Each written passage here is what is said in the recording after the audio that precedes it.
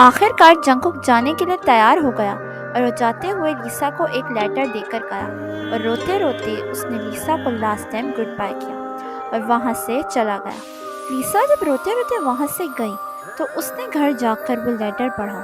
اس میں لکھا ہوا تھا کہ لیسا، جس بچے کی تمہیں تلاش تھی وہ میں ہی تھا، اور میں تم سے وعدہ کرتا ہوں کہ میں دوبارہ ضرور آؤں گا، کیونکہ جو آپ کے زیادہ قریب ہوتے ہیں قدرت ان کو دوبارہ ضرور ملاتی ہے۔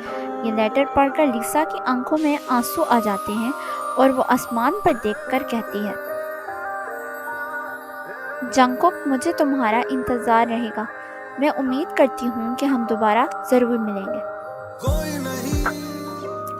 اسی طرح 8 سال گزر جاتے ہیں۔ اب لیسا ایک ڈاکٹر بن چکی تھی۔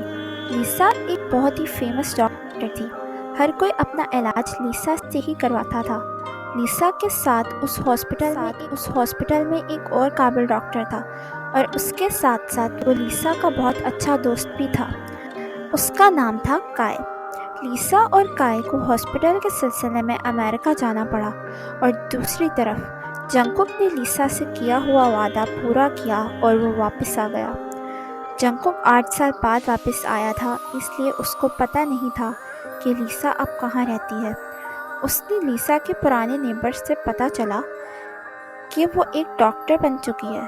جنگکوک نے اس کے ہاسپٹل کا نام پوچھا اور بڑی مشکلوں سے اس کے ہاسپٹل کے پتے تک پہنچا۔ وہ بہت مشکلوں سے اس ہاسپٹل کے پتے تک پہنچا۔ وہ لیسا کو سرپرائز دینا چاہتا تھا، اس لیے اس نے سوچا کہ وہ لیسا کے پاس ایک پیشنٹ بن کر جائے۔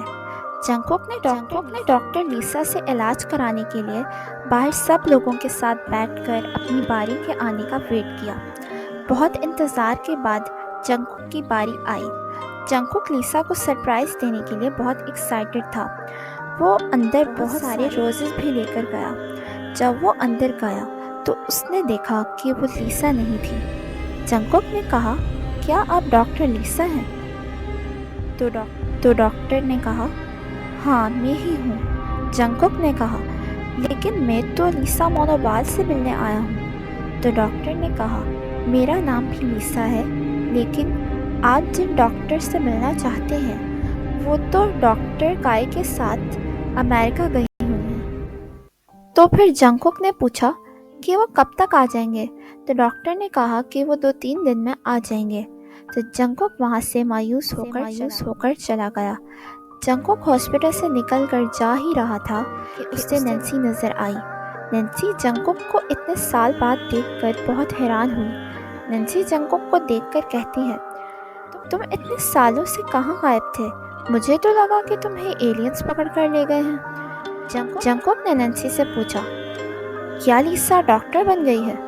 تو نینسی نے کہا، ہاں وہ ڈاکٹر بن گئی ہے، اور اس ہاسپٹل میں اس کا ایک بہت اچھا دوست بھی ہے، کائے، وہ بھی ایک سینئر ڈاکٹر ہے۔ لیسا ہاسپٹل کے کام کے سلسلے میں کائے کے ساتھ امریکہ گئی ہے۔ نینسی نے جنگکوک سے کہا، جنگکوک، تم پتہ نہیں کہاں چلے گئے تھے، لیکن تمہارے جانے کے بعد کائے لیسا کا بہت اچھا دوست بن گیا، اور لیسا اس سے اپنی ہر بات شیئر کرتی ہے۔ یہ سب باتیں سن کر جنگکوک بہت چپ ہو گیا۔ جنگکوک نے سوچا، لیسا، کیا میں اتنا برا تھا کہ میرے جانے کے بعد ہی تم نے کوئی اور اپنا دوست بنا لیا؟